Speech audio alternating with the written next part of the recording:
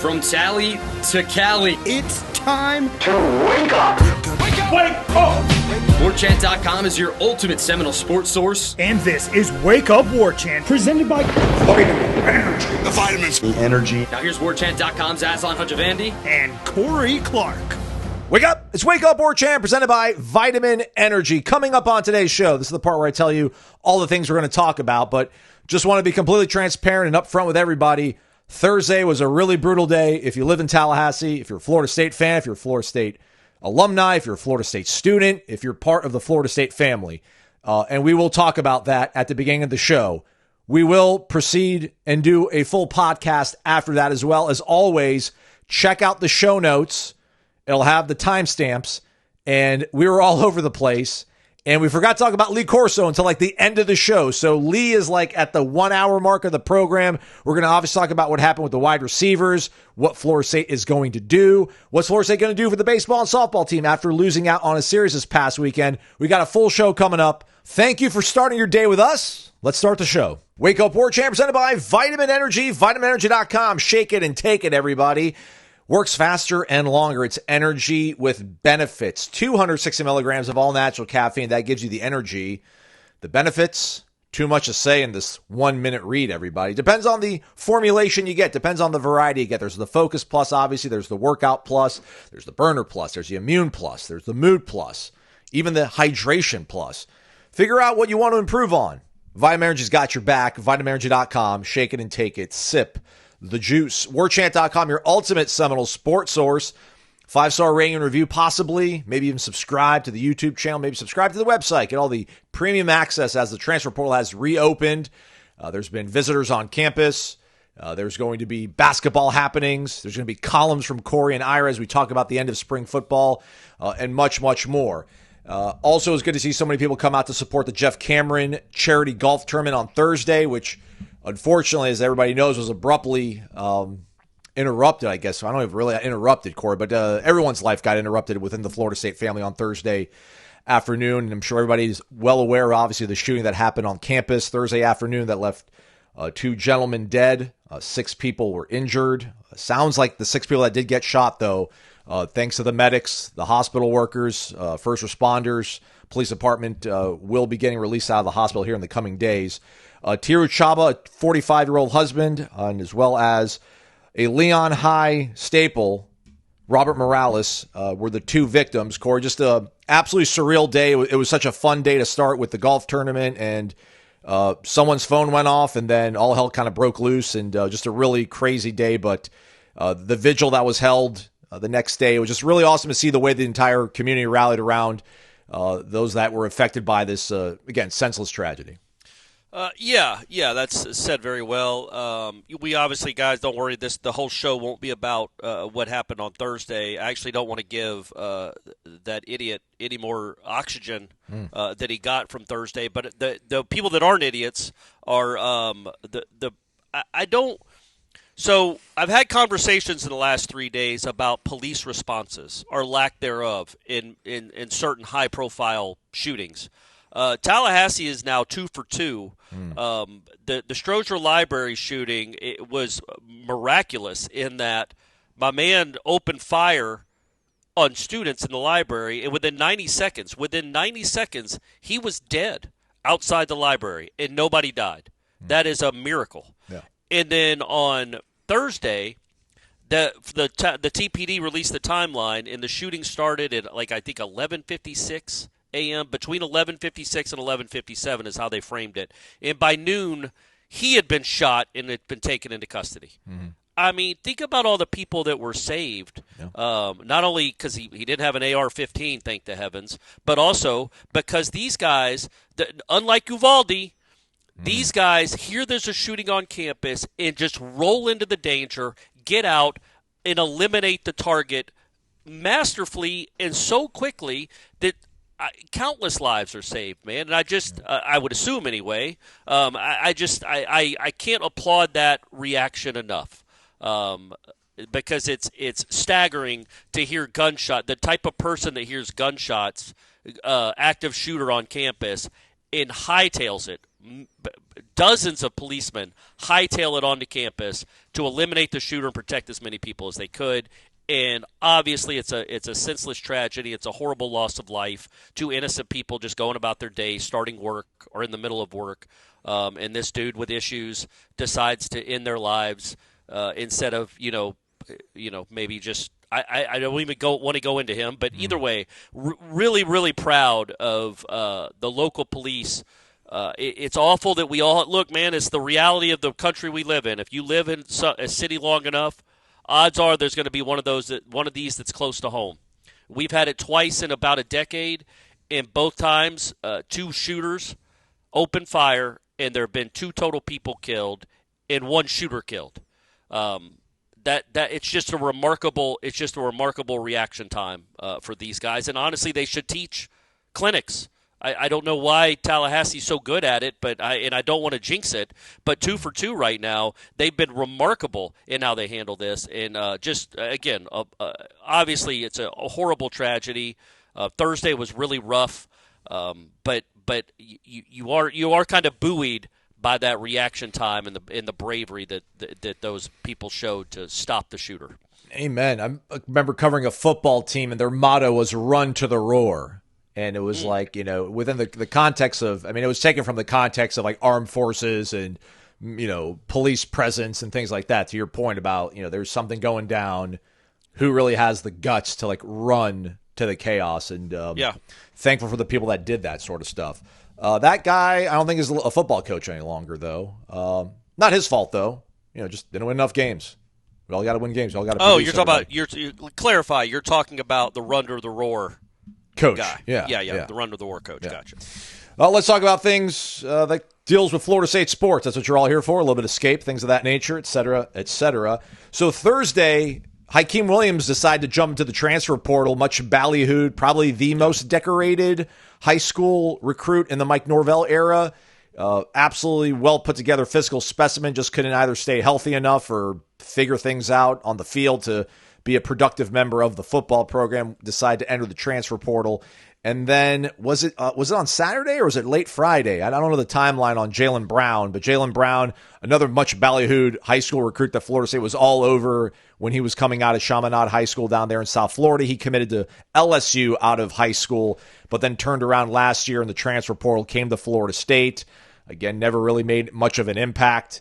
And he then got arrested at some point. I don't know if he put his name in the portal first, knowing what the writing on the wall was going to be, but he ultimately was dismissed from the football program due to a felony charge of possession of controlled substances. So they lost 2 wide receivers since the last time we spoke via the transfer portal and being dismissed of the program. They've since then offered a kid that was in the portal, Keelan Marion, a 6', 195-pound wide receiver who had spent time at BYU and UConn before that. He's caught 44 passes over the last 2 seasons, only 1 touchdown, just a shade under about 600 yards.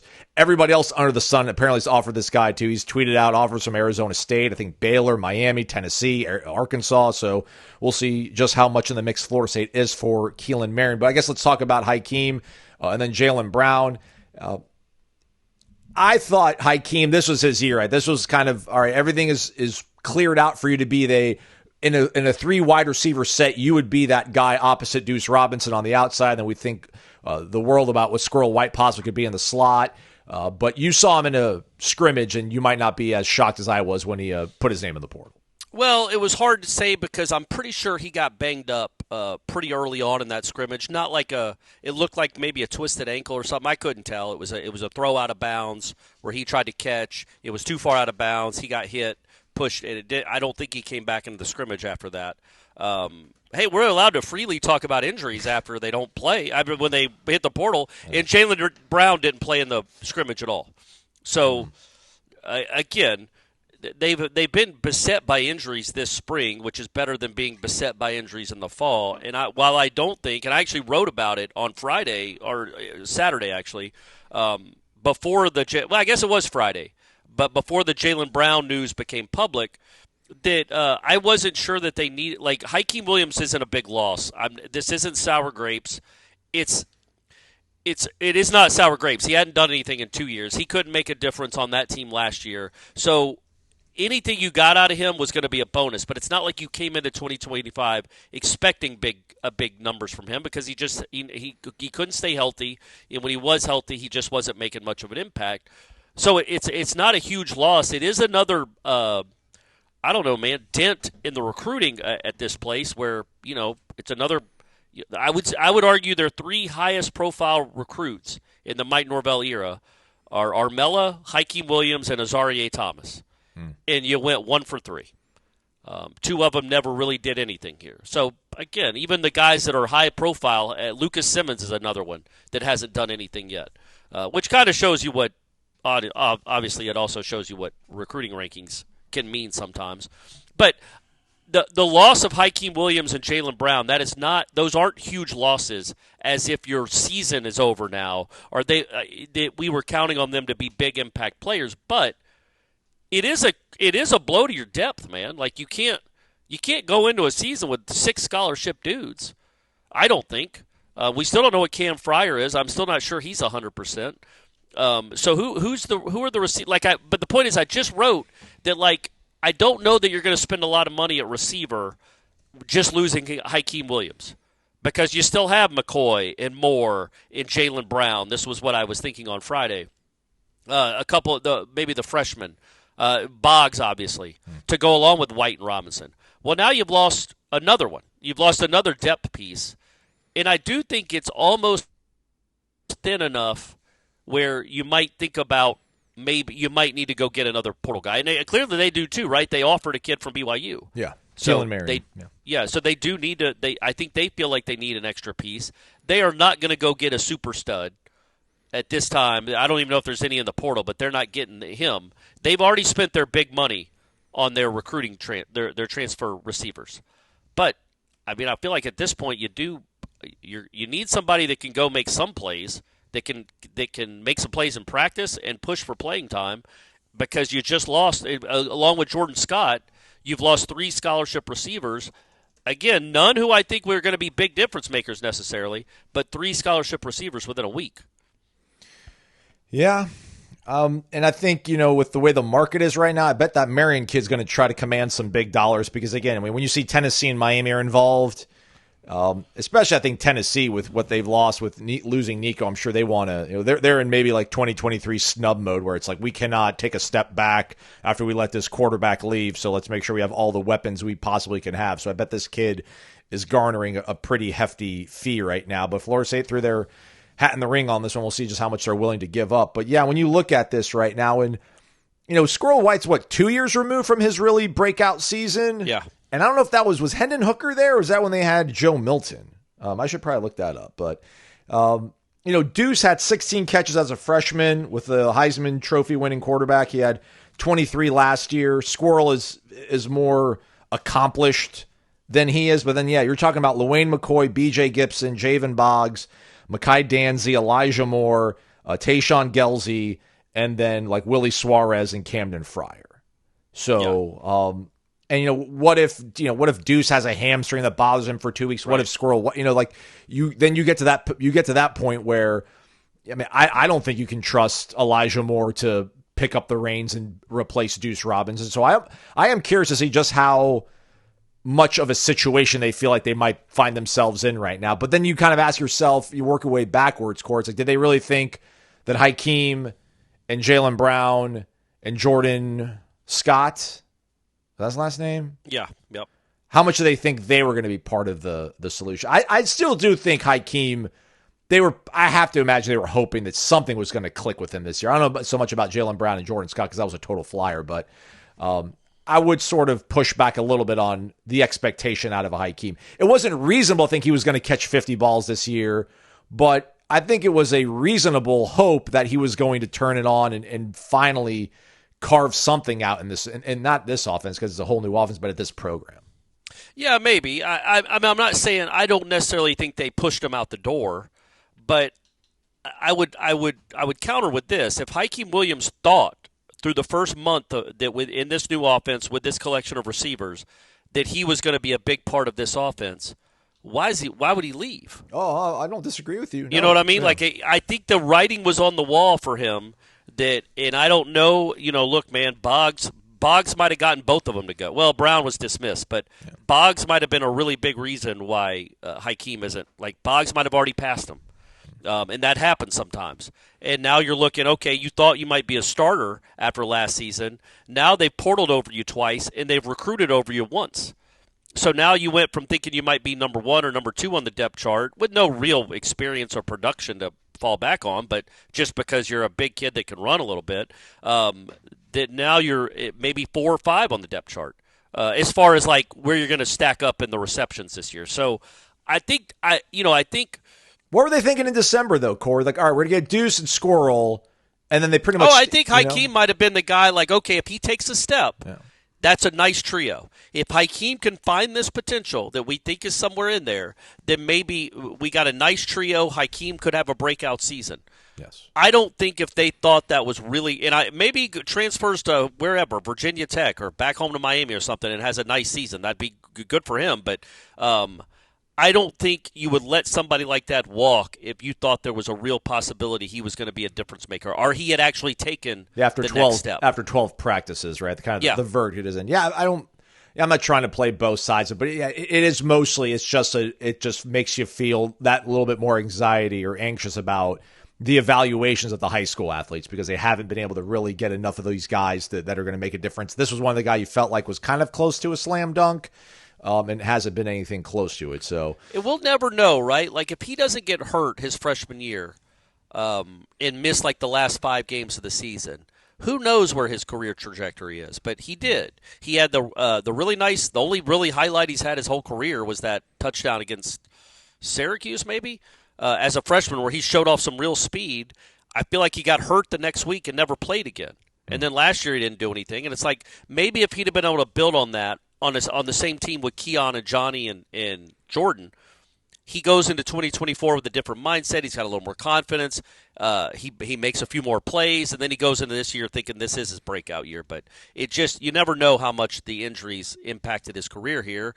But his football life isn't over. He could go make a difference somewhere else, but they clearly didn't think that he was worth fighting for. Yeah. 4 for 53 is career best. In terms of, I think that's total yardage and receptions against Clemson last year in the loss. But yeah, he caught a 44-yard touchdown against Syracuse in 2023.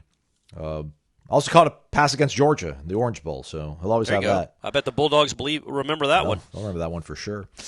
All right, so last time we also spoke, Florida State was going to be going into practice number 14 on Thursday, and then Saturday was going to be the finale 15th session, but obviously, with the events of Thursday's shooting, it sounds like, I don't know if we've got any kind of official confirmation, but from what Ira's heard, Matt Lacera's heard speaking to recruits, it does sound like that was the 13 was kind of, all right, we've got our work in, life happened, we'll kind of move on and figure things out from here. So, and I was surprised by the reaction on the message boards. I thought people were going to totally panic, and not like in an ugly way of like, oh, like, listen, we got to move on, but just, well, can't they wait like a week and then reconvene and get these 2 practices in? Because it seemed like the way that Norvell had this practice schedule set out, it was really important for him to have like what he said, like this 8-week program during the off-season conditioning, tour of duty, then go right into this and then have the week off with spring break, have an uninterrupted spring football practice to then push them into the off-season.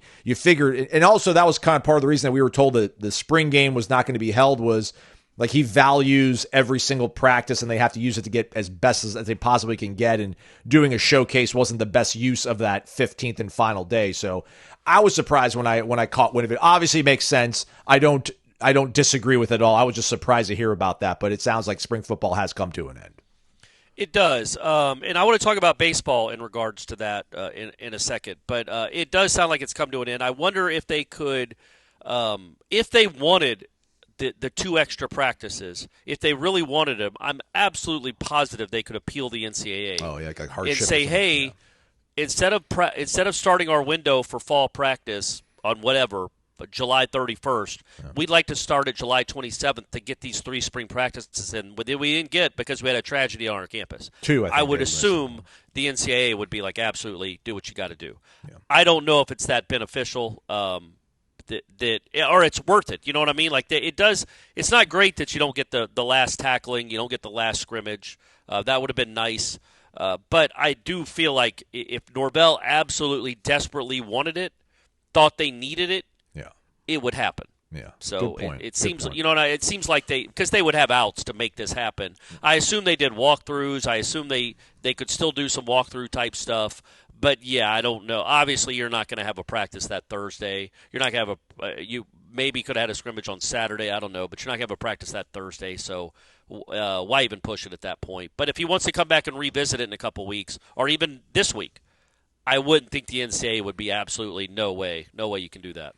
Yeah, you missed your window. So they had 2 practices left. They were going to practice on Thursday, it sounded like it was going to be a helmets-only practice, so a lighter practice, and then Saturday was going to be their final scrimmage and pads. So, I mean, if you want to look at it like they missed the scrimmage, probably, is how you look at it, I just want to double back real quick, Corey, before we do move on to baseball and other things. Just, looking at this kid, 24 catches last year, Keelan Marion, 20 catches the year before. They had the really good offensive run at the beginning of the season. I just don't know if he's a bona fide difference maker, but man, it would be nice to have that level of, production, right? I mean, as a freshman, he caught 28 for 474 and 5 scores. I think that's when he was at UConn. He has not been able to follow up that amount of yards, catches, or touchdowns, but maybe in this kind of offense where there's bigger plays to be had. I can't imagine they're not going to make a run at a guy it's going to cost them. I don't want to put a price tag on, but they're going to be. I can't imagine them falling short on a receiver option out there that's productive, that comes from a good program. I can't imagine they're going to stand pat. Yeah, well, I just think they need another number. They need whether he's going to be a big time producer or not. You need. I think you need another body in the position. But is there any guarantee? Is that I think they do like Elijah Moore. I think they love Javen Boggs, and it's like, okay, what are you willing to spend on a guy that might be as good as LaWayne McCoy? Maybe. Might not be. I feel like this guy's probably better than LaWayne. He's definitely more accomplished, but that's not saying much. I don't know that he's more talented, and I don't know that in Gus Malzahn's system he's going to thrive. So there's a lot that goes into it. I would like them. I do think they need now, because they've lost 3 scholarship receivers, and you listed who's left. So you've got Squirrel White and Deuce Robinson, who have, 130 catches between them. Yeah. The rest of the team probably has 20. Elijah Moore, Cam Fryer, B.J. Gibson, LaWayne McCoy. Gelsey's a true freshman. Boggs, obviously true freshman. Yeah, so they might have 15 or 20 catches between them. So it would be nice to have that third piece that is a college receiver. I think they are convinced that Boggs is the real deal. I don't know that they're absolutely convinced. Better be right, by the way. They better be right. Yeah, but I think Hykeem thinks he's the real deal. But I don't know that they're convinced. I'm sure they would say they are. We don't know that Fryer, McCoy, and Moore are going to be players at this level. No. Doesn't mean they aren't. It can't be. It's just that nothing has been proven. So it would be nice to go get a proven commodity, and maybe it ends up being a blessing in disguise. Maybe there's a kid that comes on the market that ends up being a real big-time producer for Florida State this season that you would have never even thought about if Hykeem and Jalen Brown were still on the team. But they left the team, and maybe you can replace them with somebody actually much more productive. So it could be a blessing in disguise, perhaps. We'll see. I'm up to 10. Yeah, they got 10 catches outside of those transfers. Yeah. And, well, we also need to remember now, we like the tight end room. So there are other ways to catch a pass. And also I think Danzy, you mentioned Danzy. Danzy and Jalen Lucas are guys that can fit in that role. I kind of Danzy. Danzy had 2 catches. So Danzy had 2, McCoy had 2, and Elijah Moore had 6. So those are your wide receivers. But Danzy had his catches as a running back, just running wheel routes. Yeah. You know what I mean? Like that. I don't think Danzy and I don't think Danzy's lined up at receiver yet, and because he's been doing track, and I don't know that Jalen Lucas considers himself a wide receiver. But it's nice to have those 2 guys, and maybe this forces one of them, Danzy probably, forces one of them to move to wide receiver, and then that gives you an extra. Player there. But either way, that like Lucas, Jalen, and Mekhi Danzy are going to be involved in the passing game in some capacity to go along with the tight ends and your 2 starting receivers. It's just like you say, like if everybody stays healthy, You don't need a seventh receiver. Who was the seventh receiver on the 2013 team? You didn't need it. Well, they all stayed healthy, though. If they don't stay healthy, that's when it really becomes a problem. And odds are, because it's college football and it's Florida State, they won't be healthy the whole year. So it'd be nice to have somebody back there that you can count on. 23 snaps for Danzy, 19 in the backfield, 3 at slot, 1 out wide. Okay, all right. For those ones. The only passes I remember him ever getting thrown were the wheel routes. Yeah. I think he caught one and dropped 2. Or maybe one was a bad throw, but either way. He's very, very fast. Yeah. He's a matchup problem. Yeah. Good to see people over at the Corner Pocket Bar and Grill after the Jeff Cameron Charity Golf Tournament. Hope you won something at the raffle. I did not. Yeah, me either. Didn't even win the 50-50. But it's okay. It was a good time. It's good to see everybody. Hope you enjoyed the food at the Corner Pocket Bar and Grill. Hope you enjoyed the ice-cold beverages. They do that every single day of the week, Corner Pocket Bar and Grill. You can always have a fun time there. It's crazy how that works. CPTallybar.com, the website, 2475 Appalachia Parkway. Daily lunch specials from 11 a.m. to 3 p.m. for only $8.99. Your entree comes with a side dish of your choice. And then the social calendar will be rocking, everybody. Tuesday, trivia night, 7 p.m. Come out there, compete with the best in Tallahassee, sometimes including Corey Clark. Thursday, bingo night, 4 rounds, $250 in cash money up for grabs in each single round of bingo. Bring your dauber. Get ready. Have your eyes open, your ears open during bingo too. Is there a board that shows you like what's been called out, Corey, or is it your responsibility to pay attention when they call it out? Yeah, there's they have it up on the big screen. There's a board with the numbers that are circled to let you know what's been called out already, or circled. Hell yeah, no stone unturned when it comes to things. Exactly right. But still, pay attention. Yes. Don't be one of those idiots that 2 minutes later is like, oh, I had bingo too. Doesn't care. Doesn't matter. The cash has already been paid out. We're moving on. Corner Pocket Bar and Grill, 2475 Appalachia Parkway. We're back. It's Wake Up Warchant, presented by Vitamin Energy, vitaminenergy.com. Shake it and take it, everybody. Florida State baseball scheduled to host preseason top 5, top 10 Virginia this past weekend, Thursday, Friday, Saturday. That was postponed as all sports, all events were on Florida State up and through the weekend. I think the campus is resuming normal operations this morning on Monday. This is going to be another sort of good test for Florida State to see how much realness, I guess we could say, we can feel from this bullpen, see if the bats could get something going against a really good offense. As we talk and record this, we don't know exactly how, when, if they can reschedule this 3-game set against Virginia. Softball team also was set to host Georgia Tech for a series. We don't know the ins and outs of that one, but it does sound like as Florida State clinched the number 1 spot in the ACC, I should probably look that up, at least in softball. Because I remember there was that tweet a week ago about them like clinching maybe that was them clinching a spot in the tournament because whatever the top 14, whatever, make it there. So both those programs, we don't know exactly how they're going to go about rescheduling these things, but they will be, I think Florida State softball's on the road taking on Louisville. I didn't look at the baseball schedule, so I don't know exactly who they've got coming up here, Corey, but it'll be interesting when we do get to speak to Link after their midweek game against Stetson on Tuesday about what they plan on doing. But just a really weird time for, I guess, weird time for that obviously happen. But he did say they've been banged up, so maybe they'll make the best out of having some extra time off. But they're going to be they're going to Louisville too this weekend. Yeah. Look at that. Yeah. So they could share a plane. Yeah. The men's and the baseball team, the softball team. Yeah, when it comes to this, and look, I'm not being callous. I understand what is much, much, much more important than playing sporting events in Tallahassee on the day of. Like as soon as we heard on the course that there had been a shooting, I think Keith, it was he might have been talking to his dad at the time, and his dad was planning on going to the game that night. And I'm like, well, there's not going to be a baseball game tonight. When we heard that there had been a shooting on campus, and that was obvious. They were going to cancel Thursday night, and probably well within reason to cancel Friday. It just seemed a little. I don't know why you cancel it through the weekend, and the reason I say this is, yes, I want I want everything to heal. I want the community to heal. I don't know that one extra day. Like I thought it would have been really, really good Powerful. For everyone.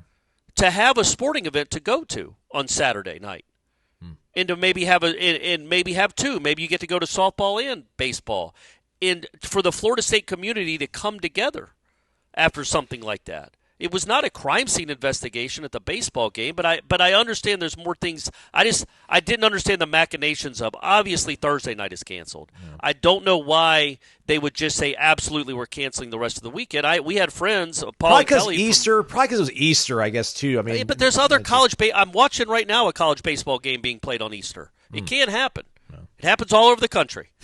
So you can adjust the schedule, and I thought it would have been but yeah, we had Paul and Kelly they flew all the way in from Illinois for this baseball series, and I'm not speaking for them. They still had a very fun time in Tallahassee, and it's not like I felt them not being able to watch baseball is not nearly as big a bummer as what happened on Thursday, so I'm not equating it, but I was like, they flew all the way down here for a baseball series that was canceled, and again, I just thought it would have been really cool for the Florida State community to have somewhere to just be together. And I know there was a vigil, but the next day to have a Saturday night game and then have a Sunday afternoon game, maybe don't play 3. You don't need a doubleheader, but you could have played 2 of the 3 games at least. And especially with softball, too, you could have done the same thing. I thought that would have been a big pick-me-up for the campus. And I don't think it's callous to think that 2 days later that you could play, because the golf team was still playing. And they played very well. We'll get to them in a second. So, if they were on the road, if the Florida State baseball team had been at Virginia Tech this weekend, they would have played. So I don't know. I thought it would have been. I thought it would have been a nice thing for the community to get at least together communally and watch a baseball series. Not because of what it does to the standings or anything like that. In fact, I think not playing these games probably helps Florida State. Certainly from an injury standpoint, it's less pitches for Valini and Arnold. I can't imagine they're going to make it up. I don't know how they're going to make it up. Yeah. Their weekends are booked. So I just think they go without that series. Virginia and Florida State both go without those 3 games. I thought Saturday night could have used some Florida State sporting events because I think that would have been good for. I think that just would have been good for everyone. And it seemed very. Point made. We get it. Yeah, okay. Well, I just didn't understand why it was so quick to, obviously the game Thursday was canceled, to everything's canceled through Sunday. Yeah. And I was like, well, that seems like a little bit rash, not because what happened on Thursday wasn't vitally important and much more important, but, they're going to be playing on Tuesday at home. It's the 2 days that big a deal? I thought that weekend it was just the talk around town, man. It's just I know we haven't talked about it much except at the top of the show, but there's a pall over Tallahassee and there's a pall over the community, and there will be for a good long while. I thought being able to have everybody in that stadium to celebrate Florida State and what's great about Florida State, to celebrate the first responders that were there. I thought that would have been an emotionally and really good tribute. But that said, moving on to the actual sports part of it, I don't know what it does for the seeding for the baseball tournament. The softball team has not clinched anything other than making the tournament. I think they're only 2 games up on Virginia Tech, so they haven't clinched first place or anything. They've just clinched that they get to play in the softball tournament, the conference tournament. You wonder again, not nearly as important, but you wonder if that's a good thing or a bad thing for starting pitchers to have a full 2 weeks off. But I guess on the flip side, if you want to take the glass half full point of view, they had both pitched on Saturday, and then they were both support. Then one of them was going to be pitching on Thursday, on really short rest. They're going to throw Abraham on Thursday was the plan. Oh, were they really? Yeah. Okay, yeah. So at least now they're all set up for when the next series is against Louisville. But Florida State baseball, it's a really hot ticket. A lot of people like going to these games. It's a real bonus for a lot of these people. It's a fun watch. It's a fun team, and they don't get a lot of home series. They don't have many home series left. So it'd be cool if they could figure out a way to do it, but I just don't know how it's feasible that they could. I'd rather them tell Virginia, wherever they're going to be this week, sorry, you're canceling that series. And Florida State is not going to Louisville. Y'all are coming back down to Tallahassee because this community wants to see a big-time ACC, and it deserves a big-time ACC baseball game. Yeah, it doesn't deserve to be on the road for the next week. Florida State's remaining series are this weekend at Louisville. Then they'll be hosting Clemson, at Cal, and then hosting North Carolina. So take the Cal game away. Take the Cal series away and say, nope, Virginia's coming and replacing that. It's better for everyone. Cal can have the week off, and they can go play Fresno State or something. Yeah, I'm sure the schedules are already booked, obviously, but who's Virginia playing in 3 weeks? I don't know, but they're 18-21 right now, Cal. Oh, they are? So, okay. Yeah. But hey, they might be looking forward to those ticket sales when the Noles show up to Stu Gordon Stadium in Berkeley, buddy. Right. Yeah, you're right. You know the name of the stadium at Cal? Well, it's on the schedule that I just looked at, so don't give me too much credit. Oh, okay. Good job, man. I was like, man, you are dialed in. I'm not that much of a sicko. Who does Virginia have on that weekend? They have the U. Looks like I think they're in Miami. Yeah, they're in So sorry, Miami, you don't get a series. They're Miami's coming to Charlottesville. Doesn't matter. Virginia, you owe Florida State a series of Dick Hauser. You're everything's. But I would have liked maybe we can meet in Atlanta, all three of us. Yeah, there you go. Have a round robin tournament. Yeah. That'd be cool. And I reached out to Link. I reached out to the SIDs for both for baseball and softball, and didn't really hear back because I would have liked to have known.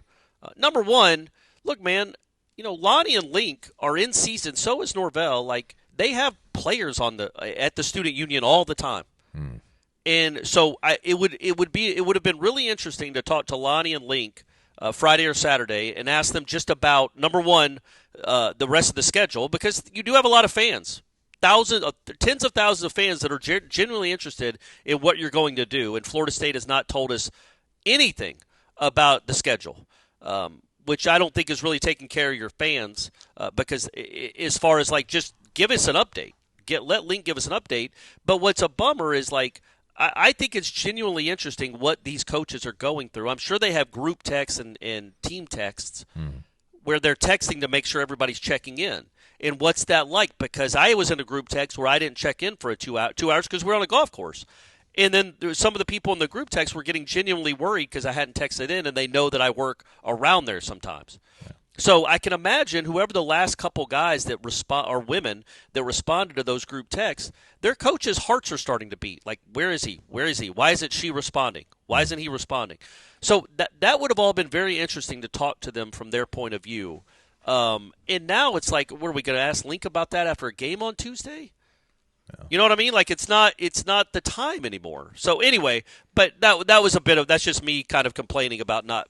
I would have been cool to talk to one or both of the coaches who I think we have good relationships with about just what the whole day was like and what they do moving forward. But hopefully they I guess they're just going to play 3 less games than everyone. I guess. I mean, yeah, I don't think it's Link would know because Link's been on the committee to determine regional hosts and all that kind of stuff before, so he'll be able to speak to it very intelligently. But I can't imagine it's going to gum up the works too much. But that's just me making a wild assumption, wild assumption. But Clemson beat Louisville this past weekend. They're 13-5 in conference. Florida State's 11-4. They beat Louisville 2 out of 3. I 2 out of 3. Right? I'm sorry. Yeah. They lost in extra innings, I think, on Saturday. So. And the Canes swept Georgia Tech, I think. Oh, watch out. Here comes. Yeah, Miami's rolling up the RPI rankings, which, nobody wants Miami to win. I get it, but that's good for Florida State's RPI if Miami can become a decent team. Yeah, so Florida State finds themselves atop the ACC standings in baseball at 11-4 currently. So, but Clemson's 13-5, so they're second. Yeah. 722 winning percentage. Florida State 733 in conference. Okay, gotcha. Golf.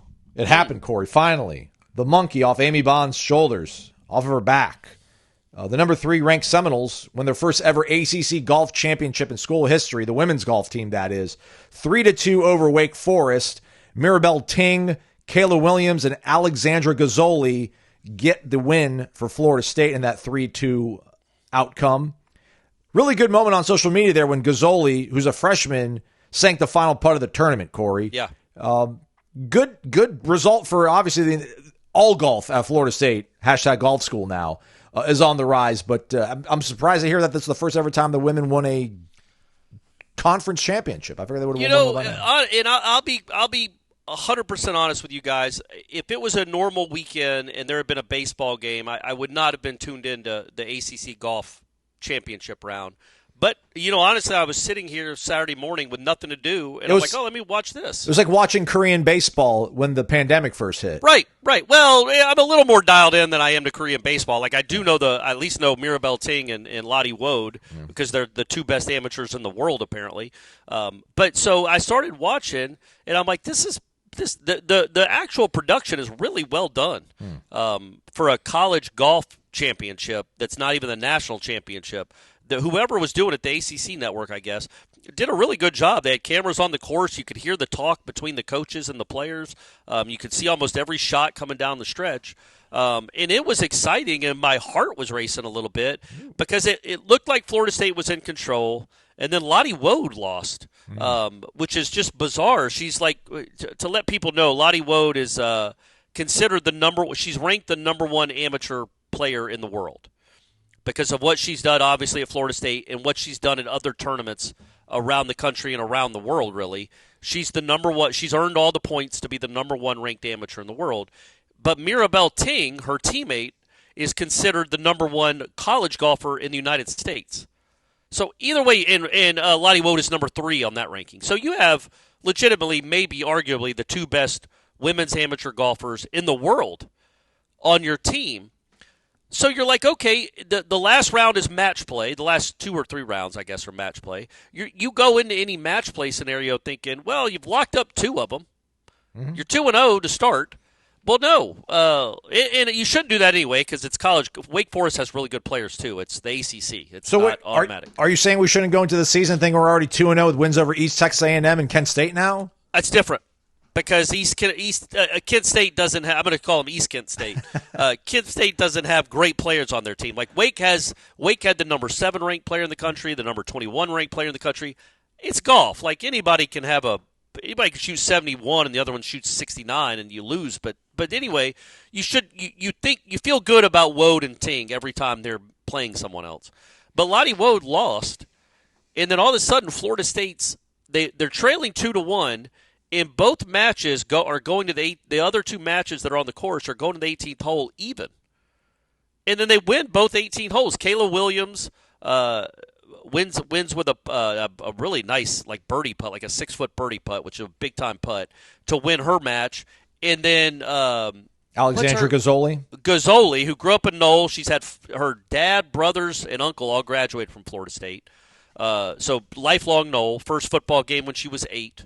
I got all this from the broadcast. It's also in the bios that they have, by the way. She has to sink like a 15-foot par putt on 17 to stay even, and she drains it. And you could tell, like, she's very, very nervous. But she drained it, which just, I don't know, man. I know it's college golf. I know y'all don't listen to this show to hear about women's college golf, even a great team like Florida State. But it's like the weight of the world that she felt in that moment, and for her to come through and make that putt on 17 to stay even was really cool to see. Like, just she's letting the nerves wash over her, but she's still nervy enough to go ahead and make that putt. And then they go to 18. Now, she's playing Wake's best player. Like, you don't have to. Like, Lottie Wode doesn't play Wake's number 1. Mirabelle Ting doesn't play Wake's number 2. You can set up the lineup any way you want. So so Lottie Wode played Wake's like number 4 player. It lost. Well, Wake Forest number 1, who's number 7 in the country, is playing Gazzoli, who's like Florida State's 4th or 5th player. And a true freshman. This girl, I think, for Wake is a senior, and they go to the par 5 18th, and the Wake senior's teeing off first because she had got a birdie on the 16th, I guess, and she hits her ball out of bounds. Ooh. She's the one that lets the pressure get to her. She shanks it out of bounds. Gazzoli doesn't hit it right down the fairway, but keeps it in play. Hits her second shot to right at the front of the green, and then chips to within 10 feet and 2 putts and wins the hole because the Wake girl, the best she could do was a bogey, and she did get a bogey. But all she had to do was get a par to win the hole, and that's what she did. And if you see on social media, she sinks like a 1-footer, but it was only a 1-footer because she made a nice lag putt from 12 feet or whatever to get it that close. And then she admitted, as she's being surrounded, and I tweeted about this. I don't know if they've edited the clip since, but it's live TV, and I guess they don't have somebody on the edit button at the ACC network. but her teammates come and hug her, like celebratory mob her on the green after she won, and you can hear her say, like, laughingly, "I was so effing scared," but she doesn't say effing; she says the word, and I just thought, man, that is awesome. That is a great insight into like her nerves. And that the fact that she still responded anyway. And look, that's a lot about women's college golf, but it was a really exciting watch. It was fun to watch. There is the team element of golf, especially in these college events that you obviously don't get anywhere else except the Ryder Cup. And it bodes well. It doesn't mean anything necessarily, but you have to feel like, so the way the national championships work is you get invited. I think there's 4 regionals, 4 maybe. 16 teams to a regional. If you make the top 6 or top 8 or whatever it is, you go to nationals. You feel pretty good that with the 2 best players in the world on their team, but it's stroke play. It goes back to stroke play, not match play. Their aggregate score as a team will be good enough to – they're the number 3 team in the country. They might even be going up after this weekend. So you feel good about them advancing to nationals. And I think this all starts like May 5th is the regional. And then nationals is a month from now. So we're getting way ahead of ourselves. But in nationals, I think the first 2 days are stroke play days, maybe the first three rounds anyway. And then after that, the top 8 teams that finish in stroke play start doing match play. If you guys watched the men's last year, they made it to the championship round against Auburn and lost. Trey, you got to win one, buddy. It's time, Trey Jones. But you've got the best male amateur in the world on your team and a lot of other really good players. So anyway, you have to feel like Florida State is in pretty good position with Ting and Wode to that's a phrase I never thought I'd say in my life, with Ting and Wode. But with Ting and Wode, that you're gonna be you're gonna make the top 8, or that should be the goal, is to make the top 8. And what Saturday did is it should have imbued all of them with confidence, buoyed all of them with confidence that you could have your best player, the best player in the world by all the rankings, lose her match, and you still have enough depth that you can win 3 of the other 4. So, and also it should free up Lottie Wode to be like, why? There's not that much pressure on me. I don't have to carry this team. They just won the ACC Championship, and I lost my match. So anyway, it's awesome that they finally won an ACC Championship. I, like you, did not know that they had never won one before. That seems crazy because they've been good for a while now. Their last conference championship was the Metro in 1989 when Charlie Ward was a punter on the football team. That's how long ago that was. Well, congrats to him for getting that head coaching job at FAMU, by the way. Yeah, that is cool, man. That's neat. So, and is it Colsey, the football coach? Yeah. It's Noles everywhere over at FAM. That's right. And so it's cool that they did that they won the ACC championship, and it should also instill some real confidence in them that they can go win something bigger down the road because they've got 2 superstars. And then 3 or 4, whoever they decide to play of the next, the other 3 spots are good enough to win matches. So I don't know. That was a lot. I apologize. That was incredible. But I watched that match. I was dialed in for 2.5 hours. I feel like they're all my daughters now, and I'm rooting for them to go succeed.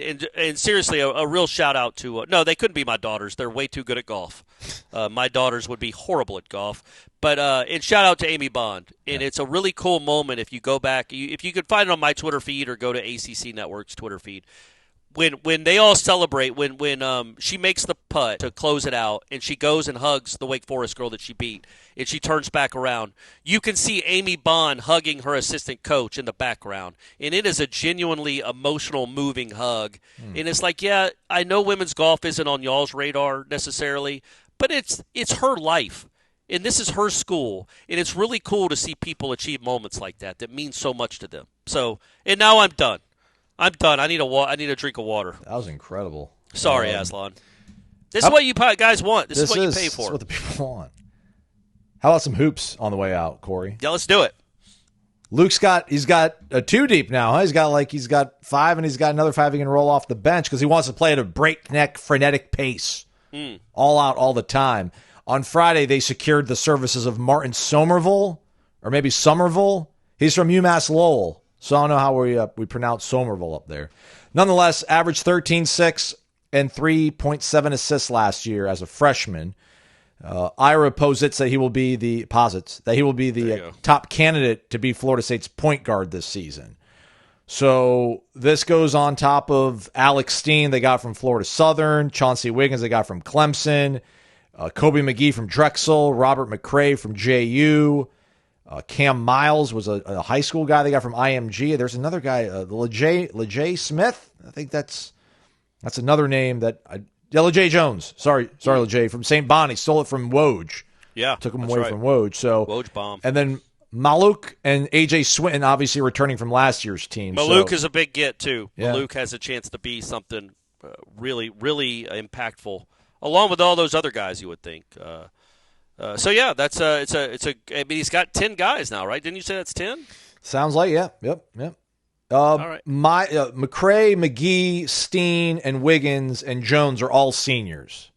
So he's just gonna have to do this all again next year. Well, you can look at it that way, or the fact that he's got some steady, proven veteran guys to help out. You're bringing in the kid from, Lowell, UMass Lowell here that we just got on Friday. Bringing Somerville in. Obviously, I don't think Steen's one of the seniors too. But then you got Swinton and Mullock needs some guidance. So yeah, he's not toiling on a bunch of young dudes. So that's a good thing, right? That's where you need this mix of older, grown men to help out with things. So. And also shout out to the Hawks for losing both their play-in games. So now that frees up Terrence Mann to do some GMing. There we go. He can do some general managing because he's not having to worry about, because he was a Hawk and he doesn't have to worry about playing and losing to the Cavs in 5 games. So he gets to dedicate some time, some resources to this roster and this program. Apparently now other reports saying that Nico Imimaliava from Tennessee will be part of the UCLA program. The coaches have told players that he'll be joining the room. Colin Cowherd had it first. Yeah, how about that? Also, good luck UCLA. Think about the misstep, and UCLA might win 8 games. I don't know. Maybe, and I know he's from California. But to go from Tennessee football to UCLA football, when you were the starter, you were the unquestioned starter at Tennessee, and how much fun that would be. The chance that you're making the playoff, you might have a chance to win a national championship. You have a fan base that's just rabid. To go to UCLA football. It hasn't mattered since O.J. Simpson was winning a Heisman. And I say that, I know O.J. went to USC, but he lost the Heisman in '66 to Gary Beebon from UCLA, and then he won it the next year. But anyway, that's all. That's like the highlight of UCLA. What about USC. Caden McCown? What about Caden McCown beating the Canes? That was a great moment in Florida State history. Well, it wasn't, because they ended up losing to Tennessee in the championship game anyway. But great job by Caden McCown to beat. It was it Edgerrin James? Was it McNown? Oh no, it was Edgerrin McNown? James. I think it was McNown. But Edgerrin James was on that team that beat UCLA that day. So. Because they were soft, because UCLA's always soft. It will always be soft, and they will never care about football. And cool, man, go spend your last year there. And also, have fun with those taxes out there. Have fun with those taxes out there, big boy. What did they pay to equal $2.5 million in Knoxville?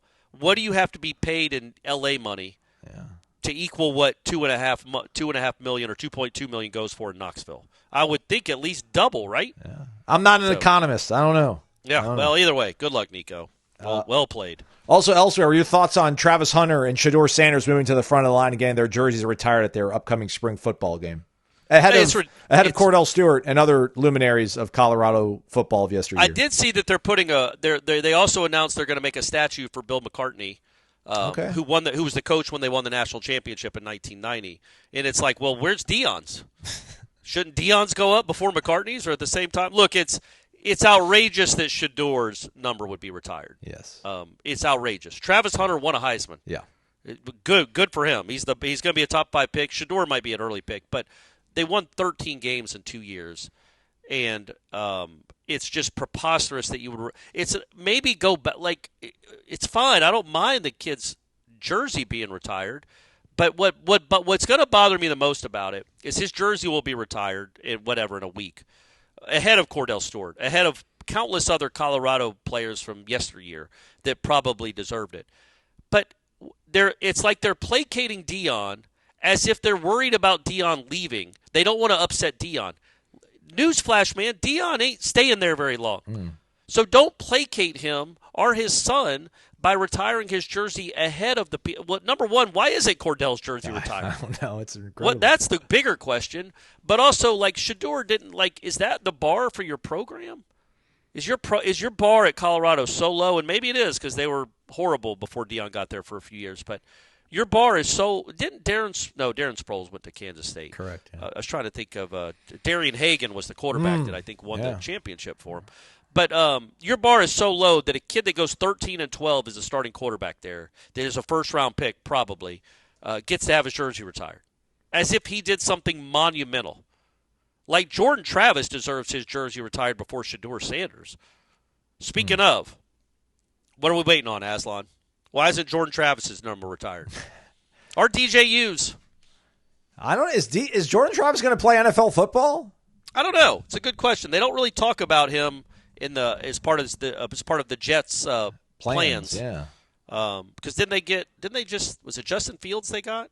I think I heard something on the golf course about Jordan that's very interesting, but I don't know if I can repeat it out loud on the Probably pod. Doesn't sound like you could. Yeah. But yeah, so to answer your question, I think Travis Hunter, that's fine. It's a Heisman Trophy.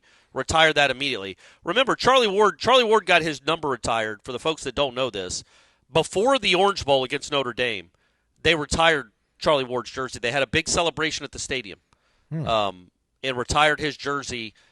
He was the first Heisman winner at Florida State, but they did it like 2 weeks before the national championship game. They had a big ceremony. It was broadcast on the Sunshine Network. I don't think it was supposed to be a Heisman celebration, is how it was organized and how it was put on. But he didn't realize this. But at the end, they did retire his jersey, and that was before his career was even over. He still had another game to go win. So this isn't unprecedented. Florida State did something like that because he won the Heisman. I get it with Travis Hunter win the Heisman. The Shedeur part, and as Deion said, you're only talking about this because his last name is Sanders, and it's like, yeah, man, the only reason his number is going to get retired is because his last name is Sanders. He was a good college quarterback, very good probably, then went 13-12 in 2 years. And Colorado has done some things in this sport, and to retire his number, to make the dad happy, to appease the dad is exactly how it looks. Because you want to do it before Deion's gone. Because there's no guarantee Deion or Shedeur will ever come back after they're gone. So while they're on campus, make sure you retire his jersey. So I just think they're doing it to placate and appease Deion, which isn't the reason you should ever retire anyone's jersey. But that's just me. He did lead them to a bowl game where they got absolutely trounced, which is better than Florida State did. Am I right, Aslan? Sorry. All this talk about Colorado made me remember our guy Casey Roddick. Who's shout out? He's ACC champion Casey Roddick. He's an analyst at Georgia State. Okay. I always get Georgia Southern, Georgia State. There's another Georgia one that's in that little cluster like Sunbelt. I always get confused. Maybe not Kennesaw State. Yeah, that's not Kennesaw Georgia. State's up there. Yeah, but Georgia Southern is in beautiful Statesboro, Georgia. That's right. All right, we did it. I'm looking at the clock. I think we're done. Yeah, we did it. We did it. Good show out of you, Aslan. We put our shift in, everybody. Yep. What happened? What do you think about Ronald? If any of you guys know Amy Bond, tell her that I just talked about her team for 10 minutes. And I want a shout out if she ever sees me. If we ever run in the same circles at some point, I want a big hug. Thoughts on Ronald Acuna throwing shade at Jared Kelenic? Oh, I didn't see that. Yeah. Your guy Mark Bowman asked Snitker after the game about Kelenic not hustling out the batter's box, about if he said anything to him, and he was like, was I supposed to? Yeah. And then Acuna said, if it were me, they would have taken me out of the game. He said that he tweeted that? Yeah, it looks like it. Yeah, it says, but it was removed 1 hour later. Yeah, but he's not wrong. That is a horrible look for Brian Snitker because it cost them It cost them a run. Like he got thrown out at second. He did a Brady Clark. He got thrown out at second. Your son's a verb. He's made it. I love it. Yeah. So he got thrown out at second, and then I think the next guy had to hit a home run that would have been a 2-run shot, but Kelenic was not even at second anymore. And, yeah, I can understand why Acuna would be like, oh, that's weird. So you guys take me out of the game or yell at me or chastise me in public, which they did. But then when Kelenic does it, Brian Snitker is basically saying, should I have? Yeah. But I think his point might have been like he knew already. His teammates did it, right. But it was a horrible look. And if I was Acuna, in as much grief as he took, rightly, like he did his in a playoff game. He wasn't taken out of that game, but he did it in a playoff game, and he turned a double into a single. So he deserved criticism too. But yeah, Kellenick absolutely deserved criticism. And it bothered me to no end when Josh Donaldson was on the team and he would loaf on ground ball double plays to shortstop. And Stitker never said anything. So again, I can see why that would rub Ronald Acuna the wrong way. I'm glad he deleted it, but I'm also glad he let people know, in my opinion anyway, yeah, you tell him, Ronnie. You're my dog. You tell him. I'm so sorry. This show should have been over 10 minutes ago, but the best part of the show is to come, everybody, so buckle up.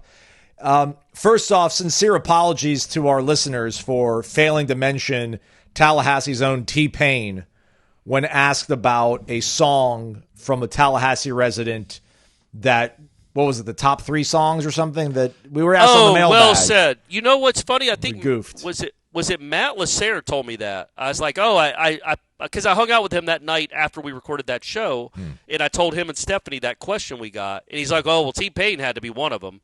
And I went, oh, no. Oh, yeah. I completely forgot about T-Pain, and I'm sitting here talking about Creed and Florida-Georgia line and not T-Pain. So, obviously, I'm on a boat is the T-Pain song we would choose. Am I right, Aslan? Sure. Yeah.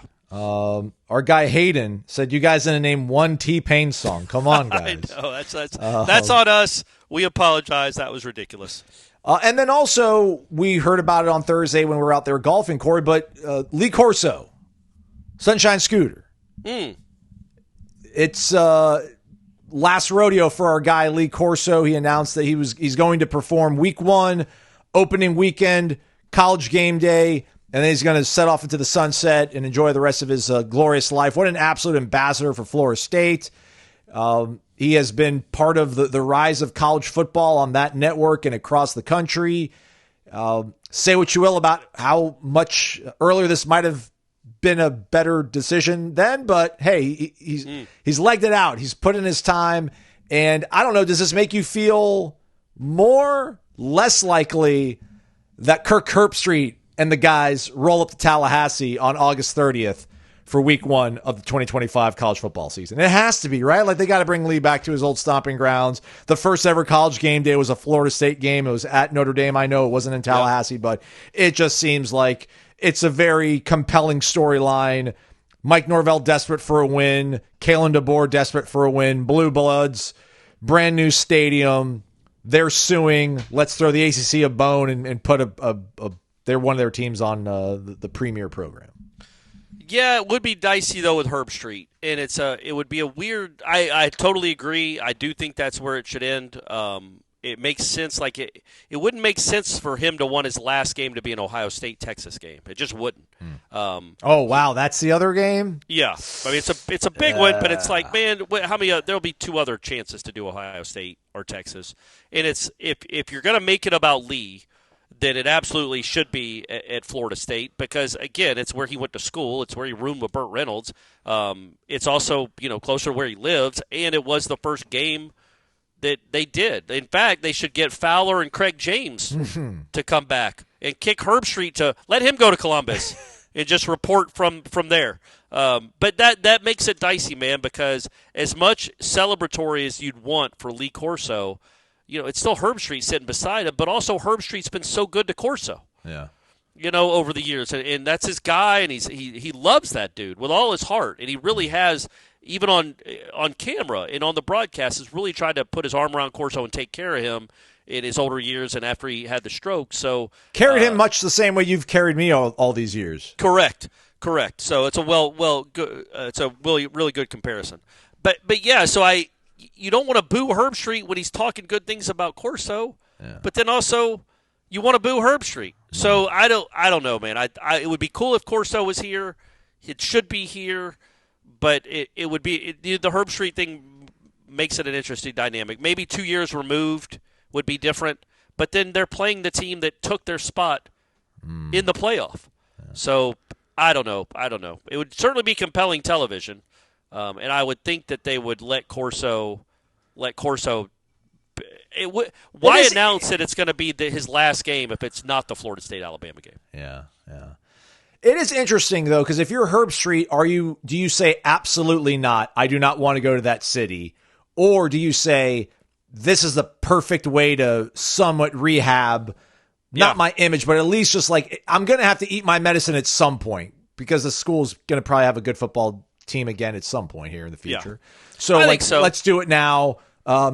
I've carried you all these years, Lee. Now I need you to do a solid for me. I need you to shield me from your lunatic fans. Yeah, and I think that's like he could win so many fans even there at the wherever they would do it, Langford Green, I guess, by saying, "Look, I know you guys don't like me. You hate me right now, but I love this man." And then that would elicit some goodwill, and it's not only would it be good PR for Kirk in a way to heal this fractured, probably never going to be healed relationship, but it's also the truth. Like, he's not doing it for PR. Yeah. Kirk, you can tell when Kirk Herbstreit talks about Lee Corso that dude means the world to him. And that is a genuine thing, and it would be nice for Kirk to celebrate that, even if it's in front of a fan base that's not a big fan of his right now. Yeah. We're done. We did it. Maybe they'll do a platoon. Maybe they'll do half down in Tallahassee, half in Austin, or is it Austin or Columbus? Don't know. I think Columbus, but I don't know. They just won the national title. Yeah, I don't know. Screw them. All right, 2 more shows minimum coming your way. There'll be a mailbag at some point. Go to warchant.com, hop into the thread, and post your question. Maybe a hodgepodge. We'll see. Things kind of ended abruptly with football, so I might not have enough content to string something out, but we'll certainly try. Warchant.com will have plenty more throughout the week. Again, transfer portal is wide open. More guys have to be getting in there, Corey, I would think, right? Like, we're not... You would think they're not done, yeah. So stay connected to us, warchant.com. Stay connected to the YouTube channel and 93.3 FM. The Jeff Cameron Show, 1 to 4 o'clock, he and Tom Lang. Again, shout out to those guys, especially Tom, for putting on that golf tournament. It's awesome. It's the highlight of every spring. And it was great, despite all the events that happened in this city during the event. Nonetheless, we're done talking, as Corey said. He's Corey Maslon. Thanks for listening to Wake Up Warchant, presented by Vitamin Energy, vitaminenergy.com.